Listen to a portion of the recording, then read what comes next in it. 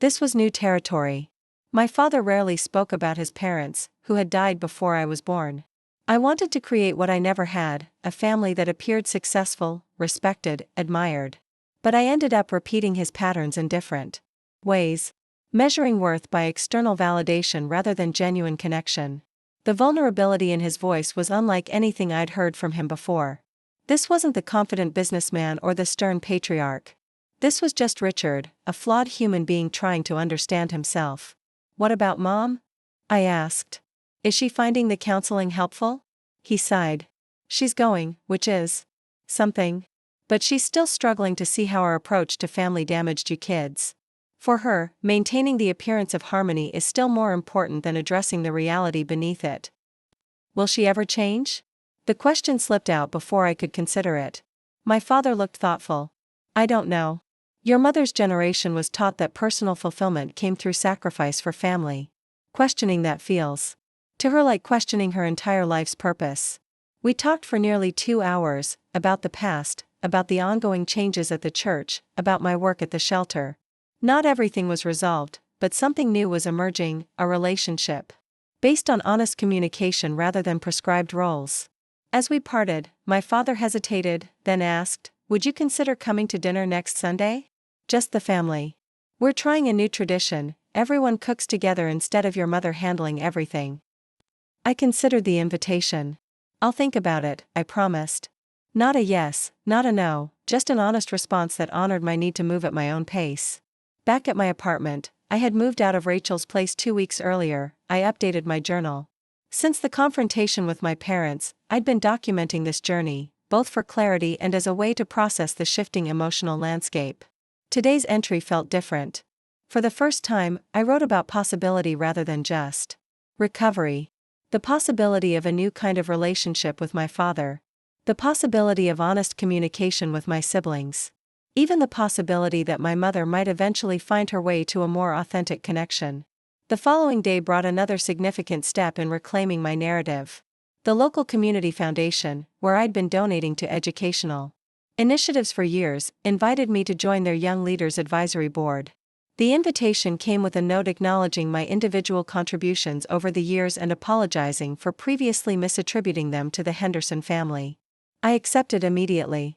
This wasn't just about recognition, it was about having a voice in how funds were allocated, about bringing my professional experience to the table, about making an impact beyond just writing checks. At the first meeting, I met other young professionals passionate about community development.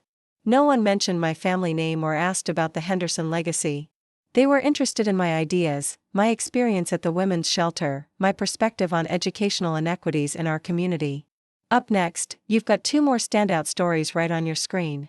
If this one hit the mark, you won't want to pass these up. Just click and check them out. And don't forget to subscribe and turn on the notification bell, so you don't miss any upload from us. Family meetings at my grandfather's estate always felt like walking onto a battlefield without armor. The air heavy with old grudges and unspoken expectations. I could feel eyes tracking me as I moved through rooms that once welcomed me but now seemed to judge my every step. Before we jump back in, tell us where you're tuning in from, and if this story touches you, make sure you're subscribed, because tomorrow, I've saved something extra special for you. I adjusted my simple black dress as I approached the imposing oak doors of the family estate. The property had been in our family for 3 generations, a sprawling Victorian with 5 bedrooms and grounds that stretched toward the horizon. My heart pounded against my ribs as the familiar weight of inadequacy settled on my shoulders. Margaret, our longtime housekeeper, greeted me with a quick embrace and concerned eyes. "They're all in the main sitting room, Eliza. Your father's been asking when you'd arrive." "Is it that bad?" I whispered, handing her my light jacket. "Just breathe," she said, squeezing my hand. "Remember who you are." The sitting room fell silent as I entered. My father, Robert, sat in his usual leather chair by the fireplace. My brothers flanking him like loyal soldiers. My stepmother, Vivian, perched on the edge of the sofa, her perfectly manicured nails tapping against her phone screen. "You're late," my father said without looking up. "Traffic," I replied, taking the seat furthest from him. "I came straight from work." "Still at that little nonprofit?" Vivian asked, her voice dripping with something between pity and disdain. "Housing justice advocacy," I corrected. "Yes." My older brother Thomas snorted. Meanwhile, the rest of us are actually contributing to the family business. I felt my cheeks flush but kept my expression neutral. I'd learned long ago that showing weakness in this room was like bleeding in shark-infested waters. My father cleared his throat. I've called this meeting because decisions need to be made about grandfather's estate. It's been 6 months since his passing, and the reading of the will has been delayed long enough.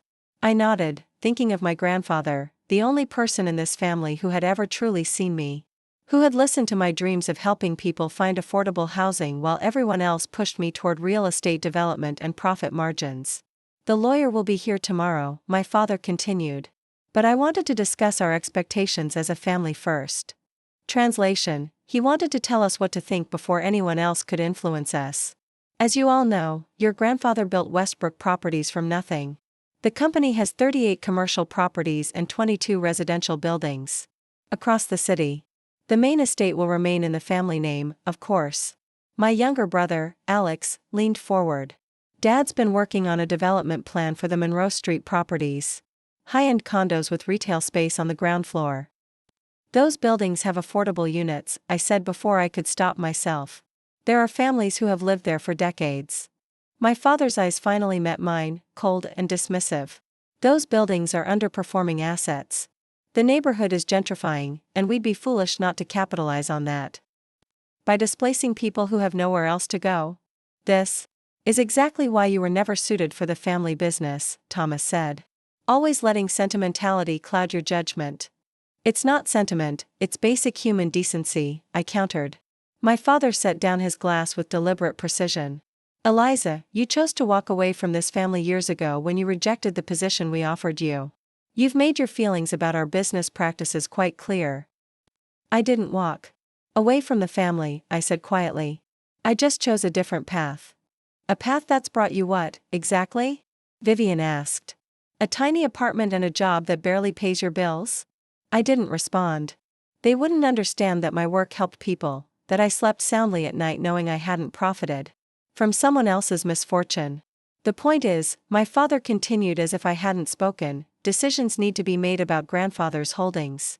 And given your perspectives, I think it's best if you step back and let those of us who understand the business handle matters. The room went silent. I could feel everyone watching me, waiting for my reaction. Are you saying I don't get a vote? I asked carefully. I'm saying you're not welcome in these discussions, my father replied, his voice flat.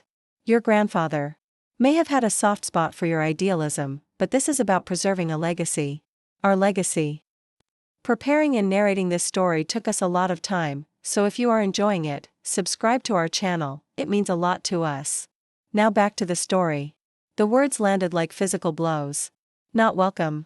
I thought I had prepared myself for their dismissal, but hearing it stated so plainly still hurt. I see, I said, forcing my voice to remain steady.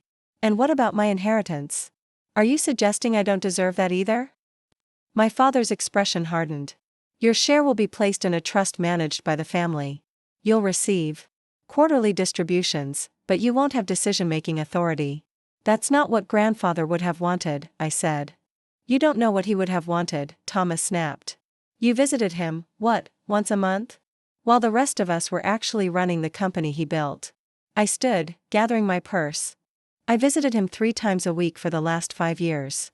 I was there when he died, holding his hand. Where were you? The accusation hung in the air, but I didn't wait for their response. I walked out, my steps measured and deliberate, refusing to let them see me crumble. Outside, I gulped in the cool evening air, trying to steady myself. My phone buzzed with a text from my best friend, Nadia. How bad was it? I couldn't bring myself to respond yet. Instead, I walked to my car and sat there, staring at the grand house that had never truly felt like home. Tomorrow, the lawyer would read the will, and I would officially be sidelined from my own family's legacy. I drove to Nadia's apartment on autopilot, my mind replaying every dismissive word, every cold glance. By the time I knocked on her door, my composure was barely holding. Nadia took one look at me and pulled me inside. Wine or tea? Wine, I said, dropping onto her couch. The strongest you have. She poured 2 generous glasses and sat beside me. Tell me everything. I recounted the meeting, each word making the reality more concrete. They don't just want me out of the business decisions, they want to control my inheritance too. Like I'm some irresponsible child who can't be trusted. Can they even do that? Nadia asked, refilling my glass. I don't know, I admitted. The will reading is tomorrow. Then you go, she said firmly. You show up, head high, and you fight for what's yours. I nodded, though the thought of facing them again made my stomach clench. It's not even about the money, you know? It's about being erased from my own family history. Nadia squeezed my hand. I know. But money is power, and if they're trying this hard to keep it from you, maybe that's exactly why you need to fight for it. That night, I slept fitfully on Nadia's pull-out couch, dreaming of my grandfather. In my dream, he was sitting in his study, surrounded by property maps and blueprints, looking at me with that twinkle in his eye. Remember what I taught you, Lizzie, he said, using the nickname only he ever used. Property isn't just about buildings, it's about people.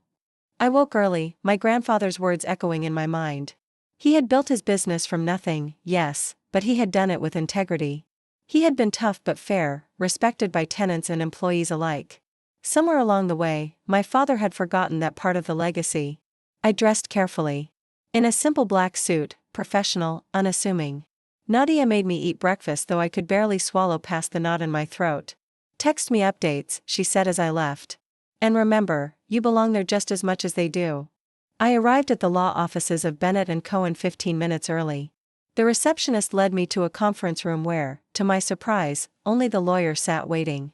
Miss Westbrook, he greeted me, standing to shake my hand. I'm James Bennett. I handled your grandfather's estate. Am I early? I asked, glancing at the empty chairs. No, he replied. I requested to meet with you privately before the others arrive. My pulse quickened. Is something wrong? He smiled slightly. Not wrong, no. Your grandfather left specific instructions that I speak with you first. He slid a folder across the table. These are the details of your inheritance. Your grandfather was quite specific about his wishes. I opened the folder with trembling hands, scanning the documents inside. As I read, my breath caught. This can't be right, I whispered. I assure you, it is, Bennett said. Your grandfather amended his will 2 years ago, after you joined the housing nonprofit. He was quite impressed by your commitment. I continued reading, each page more shocking than the last.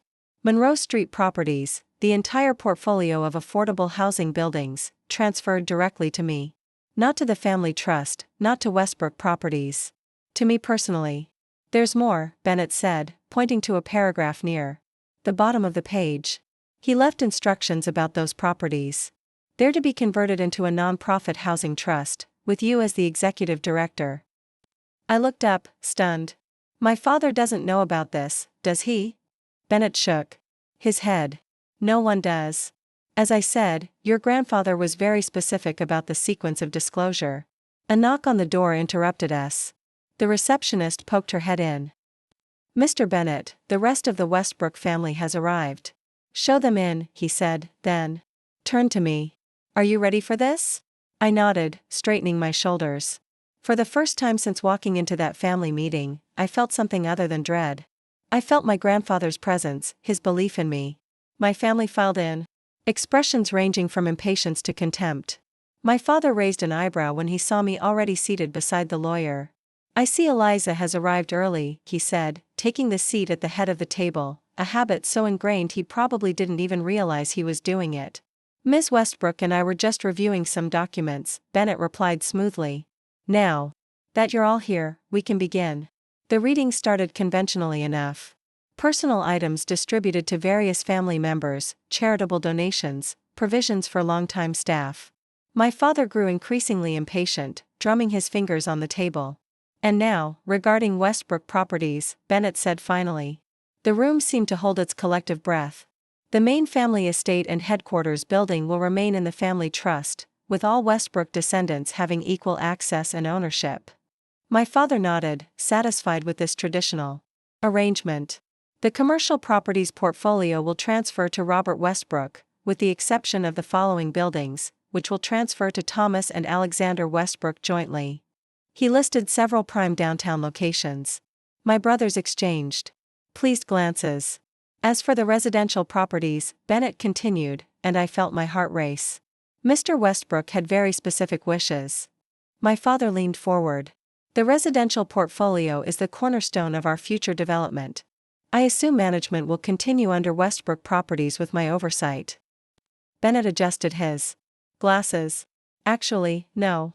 The entire residential portfolio, consisting of 22 buildings including the Monroe Street properties, has been left to Eliza Westbrook, to be converted into a non-profit housing trust. The silence that followed was absolute. Then my father laughed, a short, disbelieving sound. "That's impossible," he said. "There must be some mistake." "No mistake," Bennett replied, sliding copies of the documents across the table. "It's all quite clearly outlined. The buildings are to be transferred into a new entity, the Westbrook Housing Foundation, with Ms. Eliza Westbrook as executive director and sole decision-maker." My father's face flushed dark red. "This is absurd. Those properties are worth millions. He wouldn't just give them away to be turned into some charity case." "Dad," I said quietly. "Grandfather believed in affordable housing. He always told me how he started out in a tenement building himself, how someone gave him a chance when he couldn't afford much." "Sentiment," my father spat. "This is business, not a fairy tale." "Actually," Bennett interjected, "Mr. Westbrook left a letter explaining his decision. He pulled an envelope from his briefcase. He asked that I read it aloud to the family." He broke the seal and unfolded several pages written in my grandfather's distinctive handwriting. "To my family," Bennett read. "If you're hearing this, then I've moved on to whatever comes next. I've lived a good, long life, built something I'm proud of, and watched my family grow. But I've also watched us lose sight of what matters." My father shifted uncomfortably in his seat. "When I started Westbrook Properties, it wasn't about becoming wealthy. It was about creating homes, places where people could build their lives with dignity and security. Somewhere along the way, that purpose got buried under profit margins and development plans." Thomas rolled his eyes, but I noticed Alex was listening intently. "My granddaughter Eliza reminded me of that purpose. While the rest of you saw dollar signs, she saw people. She has the vision and heart that built this company in the first place. That's why I'm entrusting her with the residential properties, not to diminish the rest of you, but to restore balance to our family legacy." Tears pricked my eyes as Bennett continued reading. "Robert, Thomas, Alexander, you've built a successful commercial enterprise, and I'm proud of your business acumen. But Eliza has shown courage in choosing a different path, one that honors the core values I tried to instill in all of you. The division of properties reflects my belief that both approaches have merit, that both are needed for a complete legacy." My father stood abruptly. "This is preposterous. We'll contest it immediately." Bennett looked unperturbed. "You can certainly try, Mr. Westbrook, but I should inform you that your father anticipated that reaction. The will is ironclad, with extensive documentation of his mental competence at the time of amendment.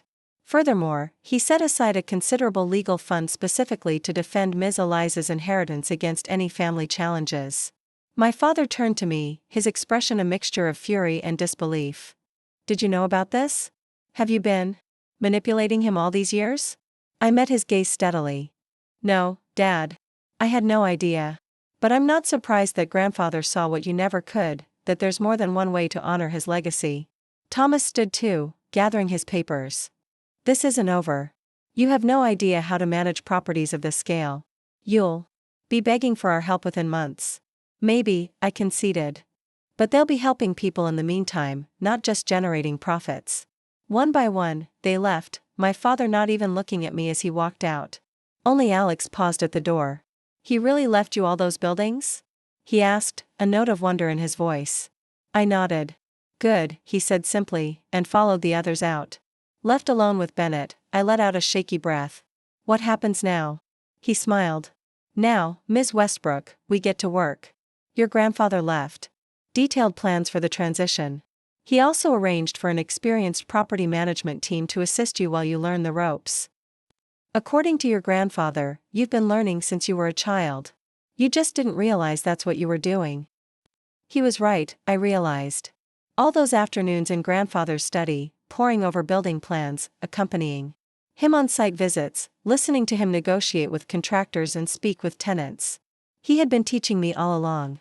That evening, I met Nadia at a small cafe near one of the Monroe Street properties, my properties now, I realized with A jolt. You should have seen their faces, I told her, still processing everything myself. They couldn't believe it. I can't believe it either, Nadia said, grinning. Your grandfather was playing chess while they were playing checkers. I laughed, the sound surprising me after such an emotional day. The thing is, I'm terrified. What if they're right? What if I can't do this? Then you learn, she said simply. You get help. You figure it out. But you don't give it back to them just because it's hard. I nodded, looking out the window. At the old brick apartment building across the street. Lights glowed in the windows, people moving about their evening routines, unaware that the ownership of their homes had just changed hands. I need to meet them, I said suddenly. The tenants. All of them. Now? Nadia asked, surprised. Not all tonight. But soon. I need to understand what they need, what they're worried about. If I'm going to do this right, I have to start by listening. The next morning, I called Bennett and asked him to arrange meetings with the current property managers of each building. I needed to understand the financial situation, the maintenance issues, the lease structures, everything. As I hung up, my phone buzzed with a text from an unknown number, heard about the will. We should talk. Alex, I hesitated, then replied, Monroe Street Cafe, 3 p.m.? My youngest brother was waiting when I arrived, looking uncharacteristically nervous. Thanks for meeting me, he said as I sat down. I wanted to talk to you without Dad and Thomas around. About contesting the will? I asked warily. He shook his head. No. About helping you. I blinked in surprise. Helping me? Look, I know we haven't been close, and I've gone along with Dad's way of doing things because it was easier. But I never really fit in either. You're the VP of Acquisitions, I pointed out. A title Dad gave me because he didn't know what else to do with me, Alex said with a rueful smile. The truth is, I've been thinking about leaving for a while. I'm not cut out for the cutthroat side of development. I studied him, searching for signs of deception but finding none. What are you suggesting? Let me help you set up the foundation. I know the properties, the finances, the legal structures. I can help translate all that corporate stuff while you focus on the mission. Why would you do that? You'd be turning your back on Dad, on the family business. Alex was quiet for a moment. Do you remember when we were kids, and Grandfather would take us to those tenant appreciation picnics every summer? I nodded, the memory surprisingly vivid, balloon animals and face painting, Grandfather greeting every tenant by name. Dad and Thomas always left early, but you and I stayed. You helped serve food, and I ended up playing basketball with the kids. His expression softened. That was the last time I remember feeling like what we did actually mattered to real people. I felt an unexpected surge of hope. You're serious about this? Dead serious. I want in. Whatever role you think I could help with. For the first time since the will reading, I felt like maybe, just maybe, I could actually do this. Okay, I said. But we start small. Come with me to the Monroe Street property tomorrow. I'm meeting the tenants. The next morning, I woke. Before my alarm, mind racing with possibilities and fears in equal measure. Last night, I dreamed of my grandfather again, his weathered hands pointing to building blueprints spread across his desk. The foundation matters most, Lizzie, he'd said. If that's not solid, nothing above it will stand. I dressed in simple jeans and a sweater, not the corporate attire my family would expect, but clothes that wouldn't create distance between me and the tenants I was about to meet. These people weren't just living in buildings I now owned, they were entrusting their homes to me. Alex was waiting outside the Monroe Street property when I arrived, looking slightly uncomfortable in his casual clothes rather than his usual tailored suit. The building itself was a pre-war brick structure, 6 stories with fire escapes zigzagging down the facade. Nothing fancy, but solid and well-maintained. Ready for this? He asked as I approached. Not remotely, I admitted. But we're doing it anyway. The property manager, a stocky man named Ray Jenkins, met us in the lobby. He'd worked for my grandfather for over 15 years and greeted me with a warmth that surprised me. Your grandfather talked about you all the time, he said, shaking my hand firmly. Said you were the only one who really understood what these buildings were about. I swallowed past the lump in my throat. I hope I can live up to that. You're here, Ray said simply. That's already more than your father ever did. He led us through the building, pointing out recent repairs, introducing us to tenants. As we passed, Most seemed cautiously curious, clearly wondering what my sudden appearance might mean for their homes. "We've arranged a meeting in the community room," Ray explained. "About half the building's residents said they'd come. They're nervous, Ms. Westbrook. Rumors have been flying about luxury conversions ever since your grandfather passed." "Call me Eliza," I said automatically. "And they have nothing to worry about. That's not happening." The community room was on the ground floor, a simple space with mismatched furniture and a small kitchenette. By the time we arrived, it was already half full, people of all ages sitting in folding chairs, conversations hushing as I walked in. I felt a flutter of panic. What was I supposed to say to these people? I'd advocated for affordable housing policies, organized tenant rights workshops, but I'd never actually owned buildings before. I wasn't prepared for this level of responsibility. Alex nudged me forward gently. "Just be honest with them," he whispered. "That's all they want." I took a deep breath and moved to the front of the room. The conversations died away completely, all eyes turning to me. "Hello everyone," I began, my voice steadier than I felt. "My name is Eliza Westbrook. My grandfather owned this building. And as some of you might have heard, he left his residential properties to me when he passed away." Murmurs rippled through the room. A middle-aged woman near the front raised her hand. "Are you going to sell the building? We've been hearing rumors." "No," I said firmly. "I'm not selling. In fact, my grandfather left specific instructions that these properties be converted into a non-profit housing trust, to ensure they remain affordable permanently." The tension in the room visibly eased, though skepticism remained on many faces. "What does that mean for our rents?" an elderly man asked. "We've been told they won't go up more than 3% a year, but developers always find loopholes." "The trust will maintain that cap," I assured him. "Actually, I'd like to work with tenant representatives to create a formal charter that protects everyone long-term." A young woman with a baby on her hip spoke up.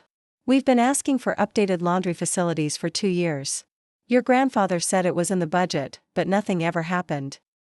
I glanced at Ray, who nodded confirmation. "Make me a list," I said. "All the repairs and improvements that have been promised or needed. We'll assess everything and create a timeline for addressing them." For the next hour, I listened more than I spoke. The residents shared concerns about security, about maintenance response times, about the need for better communication. Some had lived in the building for decades, others were newer, young families or students attracted by the reasonable rents in an increasingly expensive city. What struck me most was how invested they were in this place. They weren't just passing through, they were building lives here. A community. As the meeting wound down, a girl of about 8 approached me shyly, her mother watching from nearby. "Are you the building owner now?" she asked. I knelt to her level. "I am. My name's Eliza. What's yours?" "Maya. Do you live here too?" I shook my head. "No, I have an apartment across town." She considered this seriously. "If you owned my home, I'd want you to live here too. So you'd know if things broke." Out of the mouths of babes. I smiled at her wisdom. "That's a really good point, Maya. Maybe I should visit more often to check on things properly." Her mother approached, resting a hand on Maya's shoulder. "I'm Sofia Rodriguez. We've been here 4 years now. It's the first stable home we've had since Maya was born." "I'm glad you found it," I said sincerely. "Just, don't change that, okay?" she said quietly. "There aren't many places left in the city where people like us can afford to stay." I nodded, the weight of responsibility settling more firmly on my shoulders. "I understand. That's exactly why my grandfather left these buildings to me instead of my father. He knew I'd prioritize keeping them affordable." After the meeting, Alex, Ray, and I gathered in the small management office to debrief. "You did well," Ray said. "They're cautiously optimistic, which is about as good as it gets with tenants who've seen neighborhoods transform around them." "What's next?" Alex asked, looking at me expectantly. I took a deep breath. "I need to understand the finances of each property. Income, expenses, outstanding loans, everything. I need to learn how the buildings actually operate day to day." Ray nodded approvingly. "Your grandfather kept meticulous records. I can have everything sent over to you by tomorrow. Also," I added, "I'd like to visit each building this week. Meet the on-site managers, talk to more tenants." "That's 22 buildings," Alex pointed out. "It'll take time." "Then we better get started," I replied. That evening, I returned to my apartment to find a stack of boxes outside my door. A note was taped to the top one. "These were in your grandfather's study. Thought you might want them." Margaret. I carried them inside and began unpacking. Each box contained files, photographs, and notebooks spanning decades of my grandfather's work. Building plans, tenant histories, newspaper clippings about neighborhood changes. And most surprisingly, a separate folder labeled simply Eliza. Inside were photos of me with my grandfather at various properties, copies of papers I'd written in college about affordable housing policy, printouts of emails I'd sent him about my work at the nonprofit. He'd been keeping track of my career all along, seeing connections I hadn't even recognized myself. At the bottom of the folder was a sealed envelope with my name written in his familiar handwriting. My hands trembled slightly as I opened it. "My dear Lizzie," it began. "If you're reading this, then Bennett has executed my wishes, and you're now facing the daunting task of managing a housing portfolio you never asked for. You might be feeling overwhelmed, inadequate, or even angry with me for putting this burden on your shoulders without warning. But I need you to understand something important. This isn't a burden, it's an opportunity. An opportunity to prove what I've always known, that compassion and good business aren't mutually exclusive. Your father and brothers see property as nothing more than assets on a balance sheet. They've forgotten that buildings are worthless without the people who fill them with life. You never forgot that.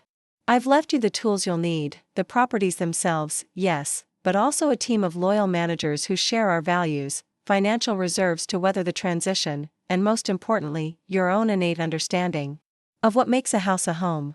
You will face resistance, not just from your family, but from a system designed to prioritize profit over people. Stand firm. Remember why we do this work. All my love and confidence, Grandpa William." I read the letter 3 times, tears streaming down my face. Even from beyond the grave, he was guiding me, believing in me when I barely believed in myself. My phone rang, startling me. It was Nadia. "How did the tenant meeting go?" she asked without preamble. "Better than I expected," I admitted. "They're cautiously optimistic. Alex was actually helpful." "Alex? Your brother Alex? The one who always follows your dad around like a shadow?" "Apparently he's been having second thoughts about the family business. He wants to help with the foundation." Nadia made a skeptical noise. "Just be careful. This inheritance is huge, people change when money's involved." "I know," I sighed. "But I can't do this alone, and he does know the properties better than I do." "Speaking of family," Nadia said, her tone shifting, "have you heard from your father?" Radio silence. "But I'm sure he's planning something. He doesn't give up easily." "Well, neither do you," she reminded me. "Get some rest. Tomorrow you become a property mogul." I laughed despite myself. A non-profit property mogul. Pretty sure that's an oxymoron. After we hung up, I spread my grandfather's files across my living room floor, trying to absorb as much as I could. Around midnight, my phone pinged with an email notification. The sender was my father. My heart raced as I opened it, expecting threats or accusations. Instead, it was brief and eerily calm. "Eliza, we should discuss how to proceed in a way that honors your grandfather's memory while protecting the family's interests. Lunch tomorrow?" "Dad," I stared at the screen, suspicion warring with hope. Was this an olive branch or a trap? Either way, I couldn't ignore it. "Westbrook Building, 1 p.m., I replied, naming the company headquarters. If we were going to have this conversation, we'd have it on neutral ground, not at his house where the power dynamics were so clearly established. I barely slept that night, my mind racing with everything I'd learned and everything I still needed to understand. By morning, I had made 2 decisions. I would meet with my father, but not alone, and I would visit the remaining properties as quickly as possible to get a complete picture before making any major decisions. I called Bennett first thing. "I need your guidance," I explained after filling him in on my father's email. "Is there anything legally I should be aware of before meeting with him?" "The properties are yours free and clear," Bennett assured me. "But your father might try to persuade you to sell them back to Westbrook Properties at a fair market value, which would likely be below what they're actually worth if developed." "I won't be selling," I said firmly. "Good. Still, I'd recommend having someone with you as a witness. And don't sign anything without having me review it first." Next, I called Alex. "Dad wants to meet today." A pause. "That was fast. What are you going to do?" "Meet him." But I'd like you to come with me. Another, longer pause. That puts me in a difficult position, Eliza. I know. But if you're serious about helping with the foundation, Dad's going to find out eventually. Might as well be on our terms. He sighed. All right. I'll be there. The Westbrook building dominated the city skyline, a gleaming tower of glass and steel that had been my father's crowning achievement. I'd avoided it for years, ever since walking away from the job he'd created for me, a position with an impressive title but no real authority. As I approached the entrance, memories flooded back, awkward corporate events where I never quite fit in, tense meetings where my suggestions about affordable units were dismissed as impractical. The day I finally cleaned out my desk after accepting a position at the nonprofit. The security guard recognized me immediately. Ms. Westbrook. It's been years. Hello, Frank, I smiled, relieved I remembered his name. Is my father expecting me? Yes, ma'am. Executive floor, as always. The elevator ride gave me time to steady my nerves. I was no longer the idealistic recent graduate trying to change my father's mind about business practices. I was now a property owner in my own right, with a clear mandate from my grandfather. My father was waiting in the executive dining room, a private space with panoramic views of the city. He stood when I entered, his expression unreadable. Eliza. Thank you for coming. His eyes flickered past me. I wasn't expecting company. Alex stepped from behind me. I thought I should be here too, Dad. My father's jaw tightened almost imperceptibly. I see. Well, sit down, both of you. We took seats across from him. A server appeared immediately with water and menus, then discreetly withdrew. I assume you've had time to process the shock, my father began, his tone carefully neutral. Your grandfather's decision was unexpected. Not to him, I replied. He left me a letter explaining his reasoning. Did he? It wasn't a question. And did this letter happen to mention that he's potentially destroyed decades of careful planning for the company's future? I met his gaze steadily. Actually, it mentioned that he was preserving the original mission of Westbrook Properties, providing quality housing that people can afford. My father's expression hardened. That mission became unsustainable. The market evolved, and we evolved with it. That's good business. It's one approach to business, I conceded. But there are others. Like turning profitable assets into charity cases, he asked, his control slipping. Do you have any idea what those properties are? Worth if properly developed? I do, I said. But that's not what grandfather wanted. And it's not what I want either. He turned to Alex, clearly changing tactics. And you? You've been part of our development strategy meetings. You know what we had planned for those properties. Alex shifted uncomfortably but held firm. I do know. And I've had reservations about it for a long time, Dad. I just never had the courage to say so. My father's expression was one I'd seen many times, disappointment hardening into dismissal. So you're both determined to throw away a fortune on principle. We're determined to honor grandfather's wishes, I corrected. But that doesn't mean we can't find ways to work together on other projects. He laughed, a short, harsh sound. Work together?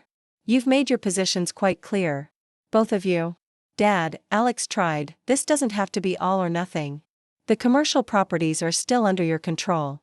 We could develop complementary strategies. Enough, my father cut him off. I didn't call this meeting to negotiate. I called it to offer you one chance to reconsider before things get messy. I felt a chill at his words. Is that a threat? It's a reality check. Your grandfather may have left you those buildings, but running them requires experience, connections, capital. Without the support of Westbrook Properties, you'll find yourself overwhelmed very quickly. I have support, I said. Ray Jenkins. And the other property managers are staying on. Bennett is helping with the legal transition. And now I have Alex. My father's gaze hardened as he looked at my brother. You're choosing her side in this? Something flickered across my father's face, regret, perhaps, or just calculation. Then his expression closed again. Very well, he said, rising. I can see this lunch was a waste of time. I'll have my assistant cancel the main course. He walked to the door, then paused. I've always tried to protect this family's legacy, even when none of you understood what that meant. Remember that in the months ahead. After he left, Alex and I sat in stunned silence for a moment. That went about as well as expected, I finally said. Actually, it went better than I thought it would, Alex replied.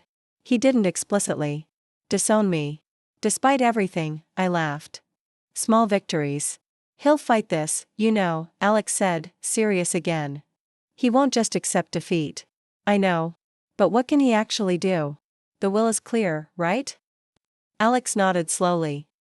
The ownership transfer is solid. But there are other ways to cause problems. Supply chains, contractor relationships, banking connections. Dad controls a lot of the infrastructure these properties rely on. I felt a flutter of anxiety but pushed it down. Then we'll find alternatives. Build new relationships. It won't be easy.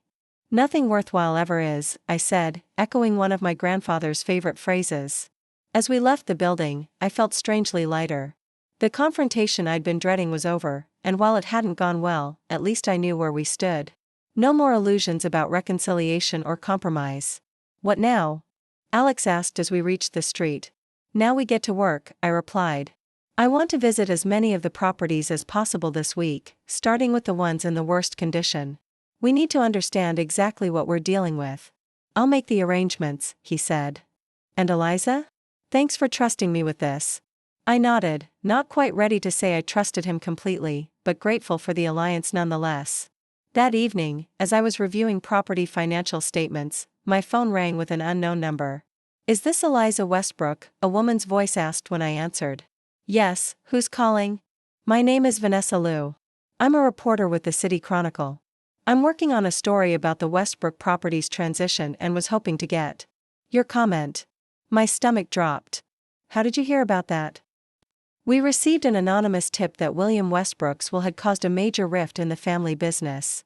Our sources tell us you've inherited a significant portion of the Westbrook portfolio with plans to convert it to affordable housing. Care to comment? I chose my words carefully. My grandfather left his residential properties to me with specific instructions about their future use. Beyond that, I'm not ready to make any public statements. Is it true that your father is contesting the will? Not to my knowledge, I said truthfully. This is a private family matter, Ms. Liu. If and when we have something to announce publicly, you'll be among the first to know. After hanging up, I immediately called Bennett. A reporter just contacted me about the will, I explained. Someone leaked the details. Bennett sighed. I was afraid this might happen. The will is public record once filed, but someone clearly guided that reporter to the story. My father, I said grimly. Possibly. Or someone trying to curry favor with him. What do I do? For now, say as little as possible. Once the foundation is formally established, we can create a proper communications strategy. Until then, no comment is your best comment. I thanked him and hung up, then texted Alex. Reporter called about the will. Someone's talking to the press. His response came quickly. Just heard from Thomas. Dad called an emergency board meeting for tomorrow. They're discussing contingency plans for the residential portfolio transition. I stared at the message, a knot forming in my stomach. The battle lines were being drawn more quickly than I'd anticipated. Whatever my father was planning, I needed to be prepared. I opened my laptop and began making a list of potential allies. Tenant organizations, affordable housing advocates, community development experts. People who could help me navigate this new landscape and strengthen the foundation against whatever challenges lay ahead. By midnight, I had emails drafted to a dozen contacts from my nonprofit work, explaining the situation and asking for guidance. I also had the beginnings of a business plan for the Westbrook Housing Foundation, incorporating ideas that had been forming since I first learned of my inheritance. As I finally prepared for bed, exhausted but determined, my phone pinged with one last message from Alex. You should know, Dad's bringing in Carson Matthews to handle the company's response. Carson Matthews. My father's longtime friend and the city's most ruthless corporate attorney. The man who had orchestrated dozens of property acquisitions, often leaving displaced tenants in his wake. The message was clear, my father wasn't just angry, he was declaring war. I spent the next morning in a flurry of activity, my grandfather's words echoing in my mind, stand firm. Remember why we do this work. With Carson Matthews entering the picture, I needed to move quickly to establish the foundation's legal structure and begin the property transfers before my father could create obstacles. Bennett agreed to meet me at his office immediately. When I arrived, he already had documents spread across the conference table and a concerned expression on his face. "Your brother's information about Carson Matthews is troubling," he said. Without preamble. "Matthews specializes in finding legal loopholes and applying pressure until people give up. He's formidable." "So are we," I replied with more confidence than I felt. "What's our first move?" Bennett gestured to the papers before him. "We file the foundation incorporation documents today. Your grandfather already had them drafted," another example of his foresight. "Once the Westbrook Housing Foundation legally exists, we can begin transferring properties immediately." "How long will that take?" "The transfers? A few weeks. For all 22 buildings. But we can prioritize the Monroe Street properties since those are the ones your father seemed most interested in developing." I nodded, scanning the incorporation documents.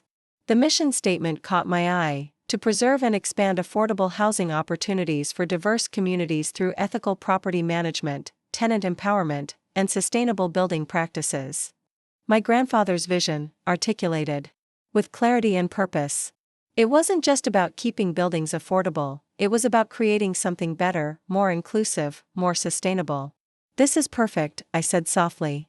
He really did think of everything. Bennett smiled slightly. "William was always 10 steps ahead.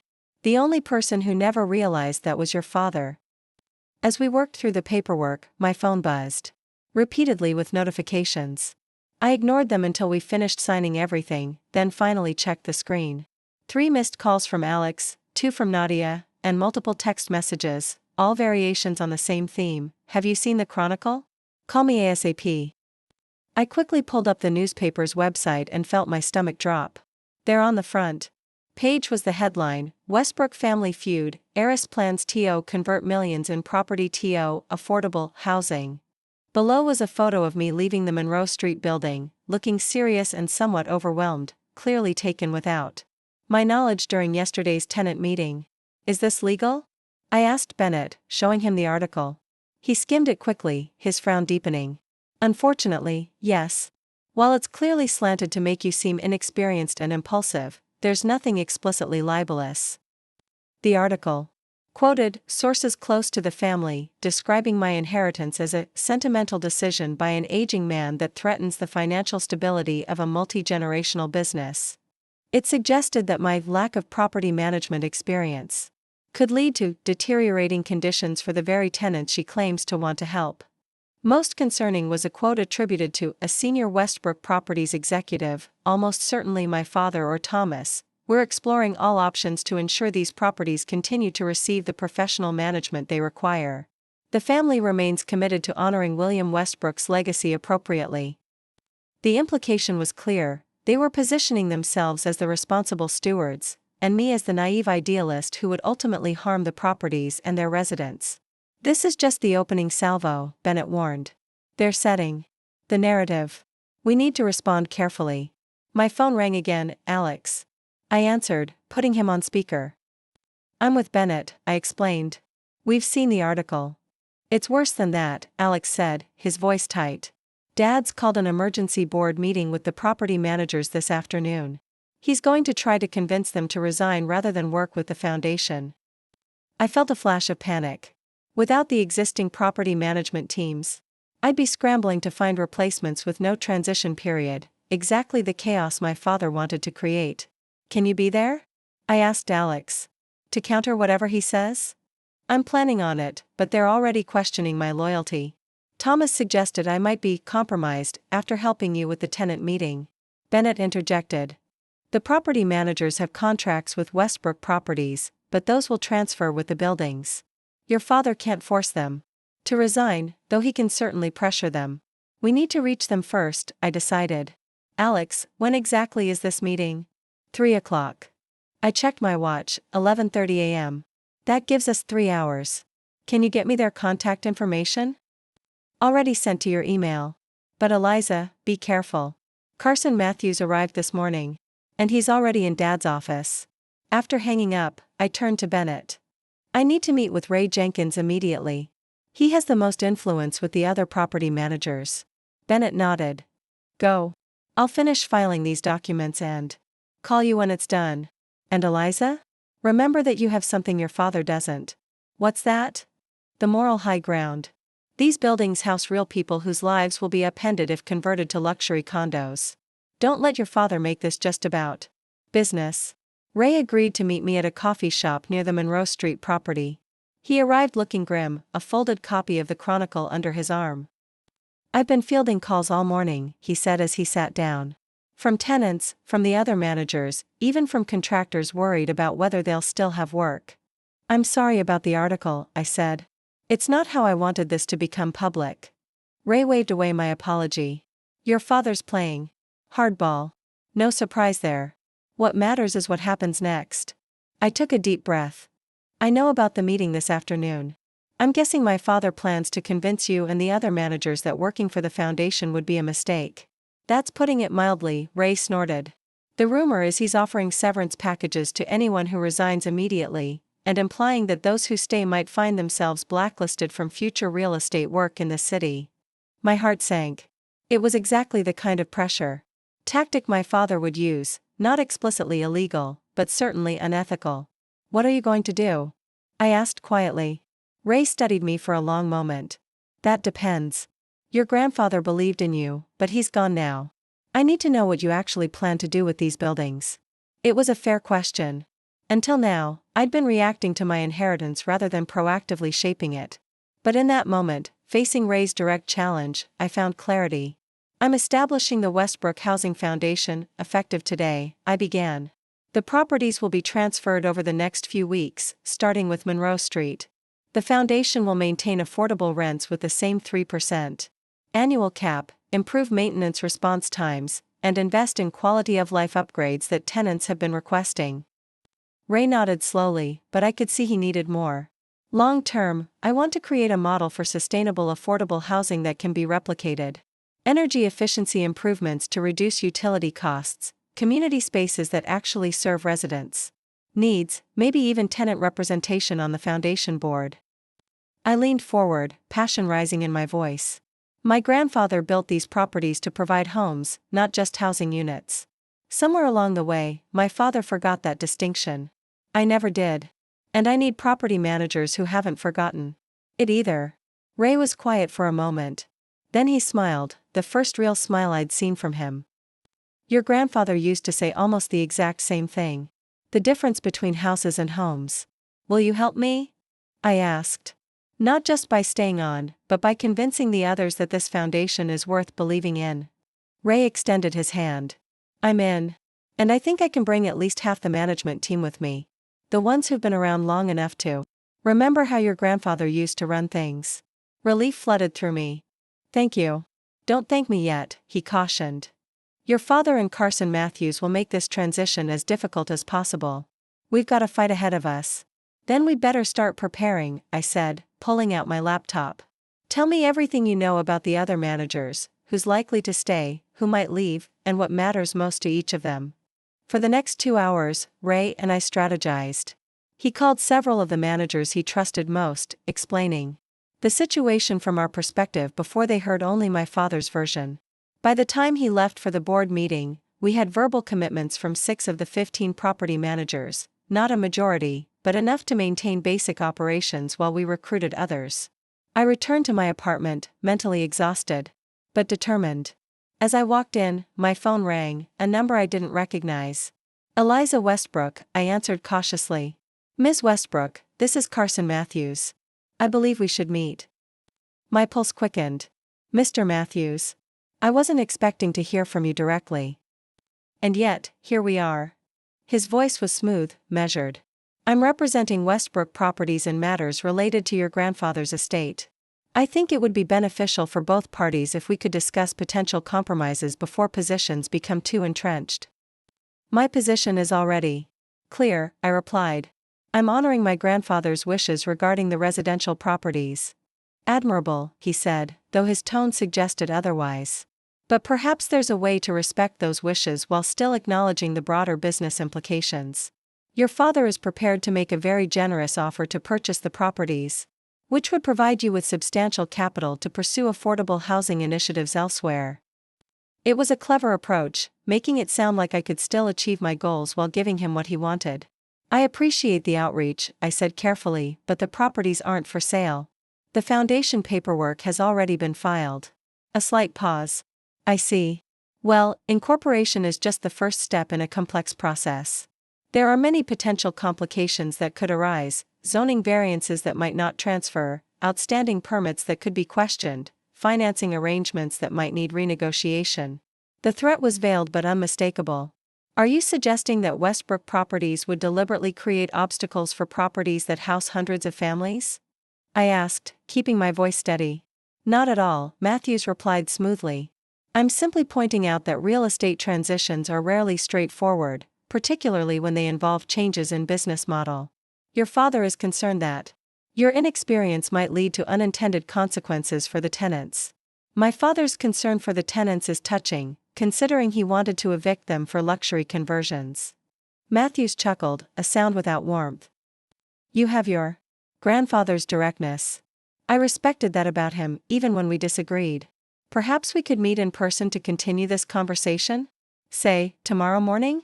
I considered refusing, but decided it was better to know exactly what I was facing. Fine. Bennett's office. 10 a.m. My attorney should be present for any substantive discussions. As you wish, Matthews agreed. Until tomorrow, Ms. Westbrook. After hanging up, I immediately called Bennett to brief him on the conversation. Classic Matthews, he said when I finished. He's feeling you out, looking for weaknesses. The fact that he called directly suggests your father is worried about the property managers' meeting. They must not have gotten the unanimity they wanted. As if on cue, my phone buzzed with a text from Alex: meeting over. 8 managers staying, 7 resigning. Ray was incredible. Call when you can. I felt a surge of hope. More managers had stayed than I'd expected. Bennett, did you file the incorporation papers? Yes, about an hour ago. The Westbrook Housing Foundation officially exists. Good. Then let's start the property transfers immediately, beginning with the buildings whose managers are staying. I want as many properties legally transferred before my meeting with Matthews as possible. I'll get the paperwork started, Bennett promised. And Eliza? You should prepare a public statement. The Chronicle article won't be the last press coverage, and you need to control your own narrative. He was right. I'd been reactive so far, responding to my father's moves rather than making my own. That needed to change. I called Nadia, who worked in marketing and had helped the nonprofit with communication strategies in the past. I need your help crafting a statement about the foundation, I explained after filling her in on the day's developments. I'm on my way, she said immediately. And I'm bringing dinner. You sound like you haven't eaten all day.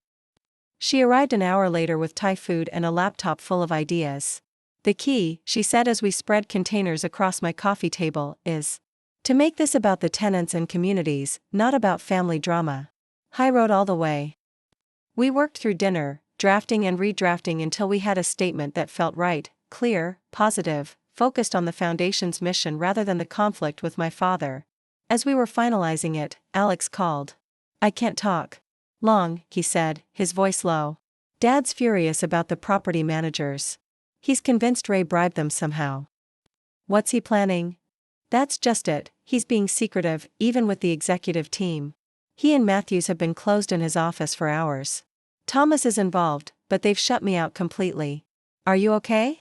I asked, suddenly worried about his position. A bitter laugh. Let's just say I'm updating my resume. Pretty sure my days at Westbrook Properties are numbered. I'm sorry, Alex. I never meant to put you in this position. Don't be. For the first time in years, I'm proud of the work I'm doing. It's worth it. After we hung up, Nadia looked at me quizzically. Your brother's really on your side in this? He says grandfather's vision matters to him. Well, you need all the allies you can get. She turned back to my laptop. So, are we releasing this statement tomorrow? I nodded. After my meeting with Matthews. I want to see what he says first. That night, I slept fitfully, my dreams filled with faceless tenants being forced from their homes while my father and Matthews looked on, calculating profits on clipboards. I woke early, determined to face the day with resolve rather than anxiety. As I dressed for the meeting with Matthews, I chose a simple but professional outfit, nothing flashy or expensive, but nothing that could be dismissed as naive or unprofessional either. Bennett was already at his office when I arrived, reviewing documents with a focus that reminded me of my grandfather. 7 property transfer agreements are ready, he announced. Once you sign, those buildings will officially belong to the foundation. I sat down and began signing, a sense of purpose flowing through me with each signature. By the time Matthews arrived, precisely at 10 a.m., the transfers were complete. Matthews was exactly as I'd imagined from his voice, impeccably dressed. Silver-haired, with the confident bearing of someone used to winning. He shook my hand firmly, his smile not quite reaching his eyes. Ms. Westbrook. A pleasure to meet you in person. Mr. Matthews. This is James Bennett, the Foundation's attorney. Matthews nodded to Bennett. James and I are well acquainted. We've been on opposite sides of many negotiations over the years. Some more productive than others, Bennett replied dryly. We settled around the conference table, the atmosphere charged with unspoken tension. I understand you've begun the property transfers, Matthews said, getting straight to business. That seems precipitous, given the complexities involved. Not at all, I countered. I'm simply executing my grandfather's clearly stated wishes without unnecessary delay. Matthews smiled thinly. Your directness is refreshing. So let me be equally direct. Your father believes your grandfather's decision was made under undue influence, possibly when his judgment was compromised by age and health concerns. Bennett stiffened beside me. That's a serious allegation. Carson. Do you have any evidence to support it? Evidence can be developed, Matthews replied smoothly. William made this dramatic change to his estate plan relatively late in life, after years of consistent business philosophy. It's not unreasonable to question what, or who, might have prompted such a reversal. I felt a flash of anger. Are you suggesting I manipulated my grandfather? I'm suggesting that William Westbrook, like many elderly individuals, may have become more susceptible to emotional appeals that contradicted his lifetime of business acumen. My grandfather was sharp until the very end, I said firmly. And he left detailed explanations of his reasoning, which Bennett can provide. Documentation prepared by whose guidance? Matthews pressed. Bennett interjected. I personally met with William numerous times during the amendment of his will. I can attest under oath to his mental clarity and the absence of any undue influence. His decision was deliberate and consistent with values he had expressed throughout his life. Matthews leaned back slightly. Nevertheless, Robert feels strongly that this matter warrants further examination. A challenge to the will could tie up these properties in litigation for years. Is that a threat? I asked. It's a reality, Matthews corrected. One that would benefit neither the Westbrook family nor the tenants you claim to care about.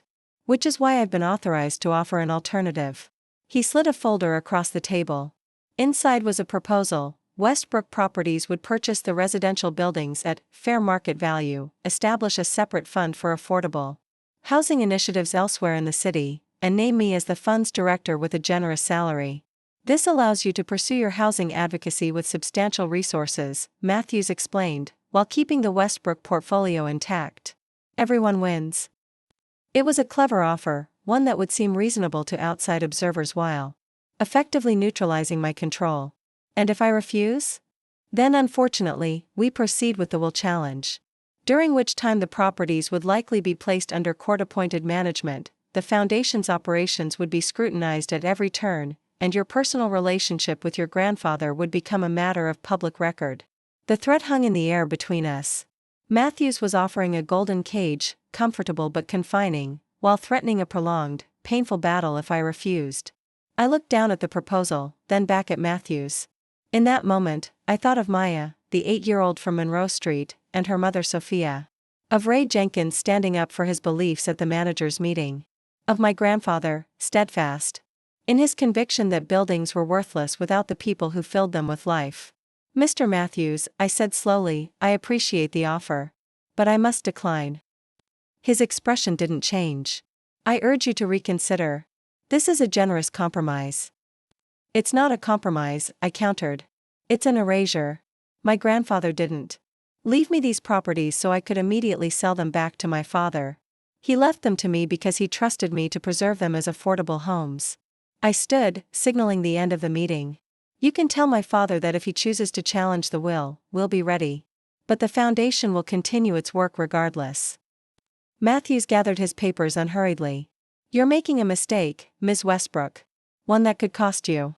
And many others dearly." "No," I said, finding strength in my conviction.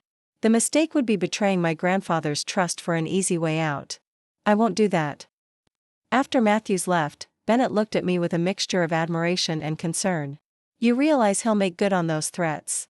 "I do," I acknowledged. "But we have something they don't." "What's that?" I smiled slightly. "The truth. And a whole lot of tenants who don't want to be displaced."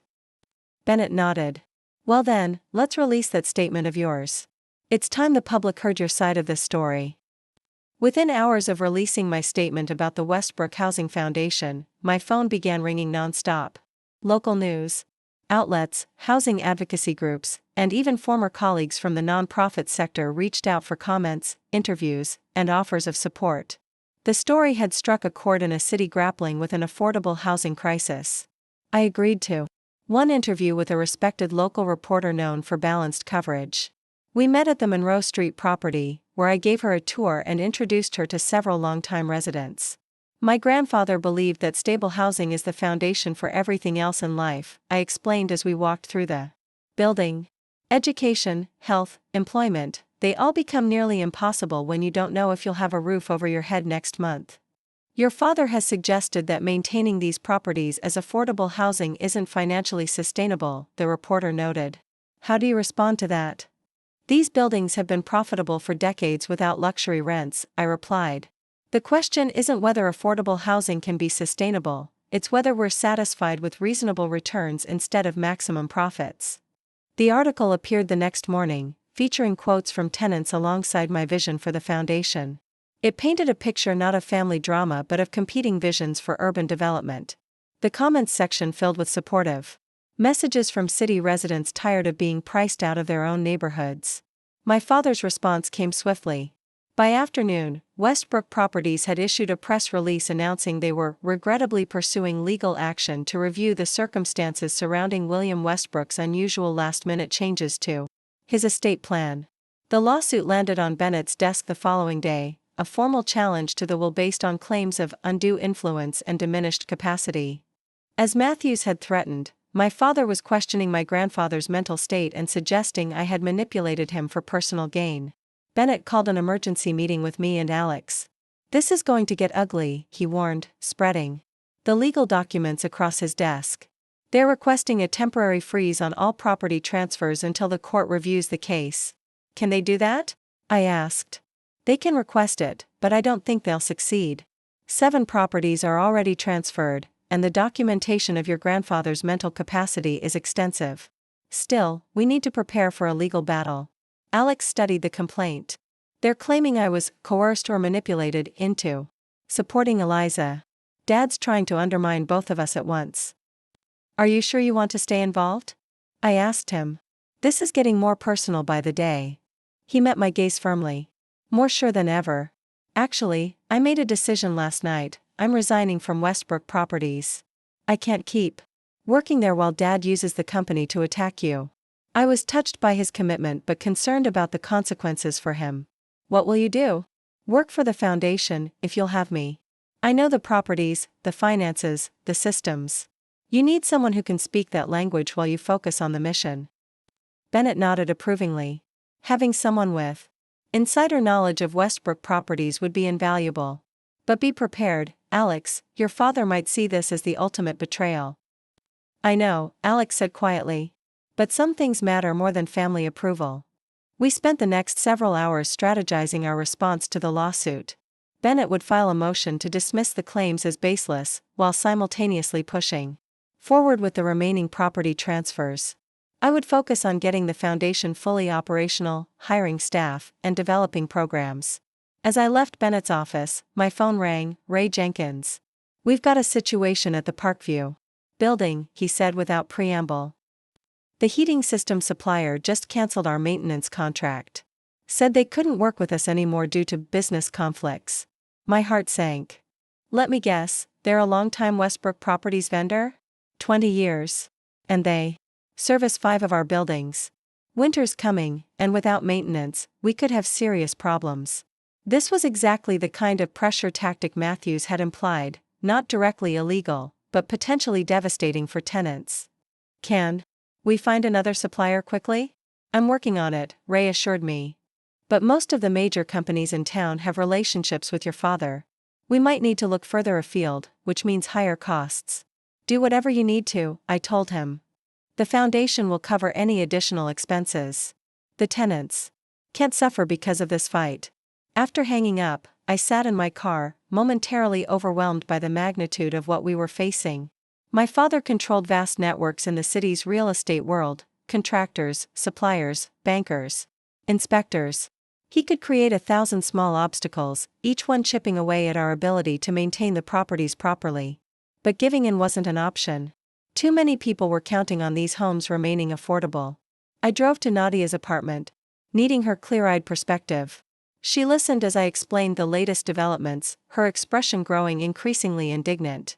So your father's basically willing to let people freeze this winter to pressure you into selling? She summarized. That's beyond cutthroat, it's cruel. He would say he's just exercising his business relationships, I sighed. But yes, the tenants are the ones who will suffer if we can't solve this quickly. Nadia paced her living room, thinking. What you need is allies. Other businesses willing to work with the foundation despite your father's influence. Easier said than done. Westbrook Properties is one of the biggest commercial landlords in the city. Crossing my father could mean losing contracts, office space, or worse. True, she acknowledged. But not everyone is dependent on commercial real estate. And some businesses might actually benefit from being seen as supporting affordable housing. She sat down at her laptop and began typing rapidly. Let's make a list of potential partners: companies with strong corporate social responsibility programs, smaller local businesses with community ties, maybe even national chains, looking to improve their image locally. By midnight, we had compiled an extensive list, prioritized by likelihood of support and relevance to our immediate needs. First thing tomorrow, I would start making calls, building a new network independent of my father's influence. As I prepared to leave, Nadia gave me a fierce hug. Remember why you're doing this. Every obstacle your father throws at you is proof of how important this work is. Her words strengthened my resolve. This wasn't just about a family feud anymore, it was about protecting vulnerable communities from being displaced by profit-driven development. The next morning, I met with Ray and Alex at the Foundation's temporary office, a small space we'd rented near the Monroe Street property. On the wall, we'd posted a map showing all 22 residential buildings, color-coded to indicate which had been transferred and which were still pending. The heating system is our most urgent concern, Ray explained. But we're starting to see other vendors getting nervous about working with us. The electrical contractor at Riverside Apartments asked if their contract would be honored if ownership changes again. Alex shook his head. Dad's spreading uncertainty. Even if vendors aren't directly pressured, they're hearing rumors that make them hesitant to commit. Then we need to show stability, I decided. Let's hold a vendor appreciation event. Invite all our current contractors, suppliers, and service providers. Show them the foundation is here to stay and will be a reliable client. Good idea, Ray nodded. Meanwhile, I found a heating system company from the next county over. They don't have ties to Westbrook Properties and are willing to take on our maintenance contracts, but they want a meeting first. Set it up, I told him. And Alex, can you prepare a financial overview showing the foundation's stability? These vendors need to know they'll be paid promptly and that we're planning for long-term relationships. As they left to tackle their assignments, I turned to my own task, reaching out to potential allies from the list Nadia and I had created. The first call was to Marta Chen, CEO of a regional bank known for community investment. Miss Chen, thank you for taking my call. I began. I'm reaching out because I believe the Westbrook Housing Foundation's mission aligns with your bank's commitment to community development. I've been following the story with interest, she replied. Your grandfather was a client of ours for many years. He spoke highly of you. The connection surprised and encouraged me. I didn't realize you knew him personally. Banking is ultimately about relationships, Ms. Westbrook. And while your father moved most of the company's accounts to larger institutions years ago, your grandfather maintained certain personal accounts with us. He appreciated our community focus. By the end of our conversation, Chen had agreed to meet with me to discuss potential financing options for the foundation. A crucial step toward true independence from Westbrook Properties' banking connections. Throughout the day, I made similar calls, finding unexpected connections and support. By evening, we had scheduled meetings with 3 potential heating contractors, secured a preliminary commitment from Chen's bank, and even found a property management software company willing to donate their platform to the foundation. I was reviewing these developments with Alex when my phone rang, an unfamiliar number. Eliza Westbrook, I answered. Ms. Westbrook, this is Diana Ortiz from the Mayor's Office of Housing. Do you have a moment to talk? I motioned for Alex to stay as I put the call on speaker. Of course, Ms. Ortiz. What can I do for you? Actually, I'm calling to see what we might do for each other. The mayor has been following the situation with the Westbrook properties and is concerned about potential impacts on affordable housing stock. As am I replied cautiously. We'd like to meet with you to discuss how the city might support the foundation's mission. The mayor has been looking for innovative affordable housing models, and your approach, converting existing properties into a nonprofit trust, is intriguing. This was unexpected. The mayor had generally aligned with development interests in the past, though she'd recently been emphasizing the need for affordable housing solutions. I'd be happy to meet, I told her. When were you thinking? Tomorrow morning, if possible. The mayor would like to announce a new affordable housing initiative next week, and we believe the Westbrook Housing Foundation could be a key partner. After hanging up, Alex and I exchanged stunned looks. The mayor's office, he said slowly. That's significant. But why now? I wondered. And why us? We're barely established. Because you've created something newsworthy, came a voice from the doorway. Nadia stood there, grinning. Your story is everywhere online. Heiress defies family to protect affordable housing. It's the perfect narrative for a mayor facing re-election in a city with a housing crisis. I laughed despite myself.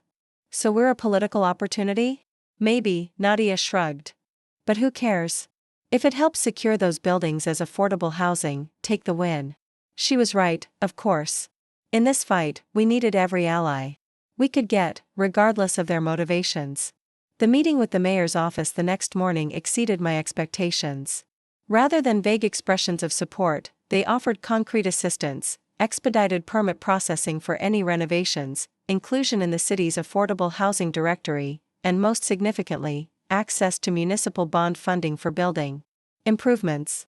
The city has a vested interest in preserving affordable units, Mayor Lopez explained. When families are displaced, it affects everything from school enrollment to small business viability to public transportation usage. Your foundation's approach aligns with our housing stability goals. I left with a formal letter of support and a tentative agreement to include the Westbrook Housing Foundation in the mayor's upcoming policy announcement, a public endorsement that would be difficult for my father to combat. The momentum continued throughout the week. Chen's bank approved preliminary financing for the foundation. 2 more property transfers were completed. The new heating system contractor signed on to service all our buildings. And applications began flowing in for the foundation's first staff positions. Then came the moment that changed everything. I was at the Parkview building, meeting with tenants about potential community space improvements, when Ray called.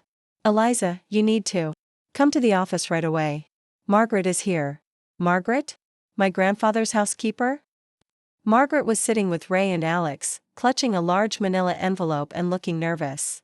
Margaret, I greeted her warmly. What brings you here? She stood, her expression a mixture of determination and anxiety. I should have brought this sooner, but I was afraid. Your father, he can be very intimidating. I understand, I assured her. What is it? She handed me the envelope. Your grandfather gave me this the week before he died. He made me promise to keep it hidden until after the will was read, then give it to you if, his words, Robert tries to undo what I've done. With trembling hands, I opened the envelope. Inside was a USB drive, a notarized letter, and several small notebooks. He kept journals, Margaret explained. For years. Wrote in them every night before bed. Those last few cover the period when he updated his will. I picked up the letter first. It was addressed to me, dated just weeks before my grandfather's death. My dear Lizzie, it began. If you're reading this, then Robert is contesting my will, as I feared he might. Margaret will have given you this package only if that has happened. I continued reading aloud for the others to hear. The journals and the video recordings on the USB drive document my decision-making process regarding the residential properties. They make clear that I was of sound mind and under no outside influence. I had Bennett record our discussions about the will changes as an additional precaution. I looked up at Alex, who appeared as stunned as I felt. Grandfather recorded his estate planning meetings? William was methodical, Ray said quietly. If he suspected Robert might challenge his decisions, he would have created irrefutable evidence. I turned back to the letter. Lizzie, I never wanted to set you against your father. I had hoped that seeing my final wishes might help him remember what Westbrook Properties was meant to be. But if he's fighting you, then he's chosen profit over purpose, and I cannot let that stand, even from beyond the grave. The letter continued with specific instructions about using the materials only if necessary to defend the will, along with personal messages that brought tears to my eyes. Should we look at the recordings? Alex asked after I finished reading. Bennett arrived before we made a decision. After examining the materials, he was unequivocal. This changes everything.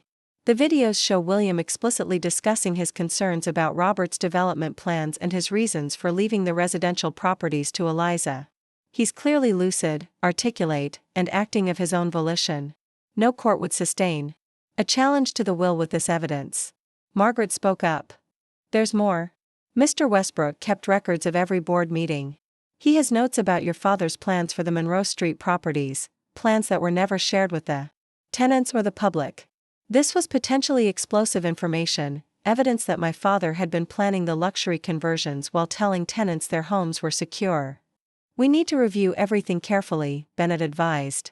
This gives us tremendous leverage, but how we use it matters. I turned to Margaret. Thank you for bringing this to us. I know it couldn't have been easy. She straightened her shoulders. Your grandfather was a good man. He built those properties so people could have decent homes they could afford. I couldn't let that legacy be destroyed. After she left, we spent hours reviewing the materials. The journals documented my grandfather's growing concern about my father's development strategies. The videos showed him clear-minded and resolute, explaining to Bennett exactly why he was changing his will. Most damning were the board meeting notes, which revealed my father had been planning the luxury conversions for over 2 years while publicly denying any such intentions. This would destroy Dad if it became public, Alex said quietly. Not just the will challenge, his reputation, his credibility with investors, everything. Up next, you've got 2 more standout stories right on your screen. If this one hit the mark, you won't want to pass these up. Just click and check them out. And don't forget to subscribe and turn on the notification bell, so you don't miss any upload from us.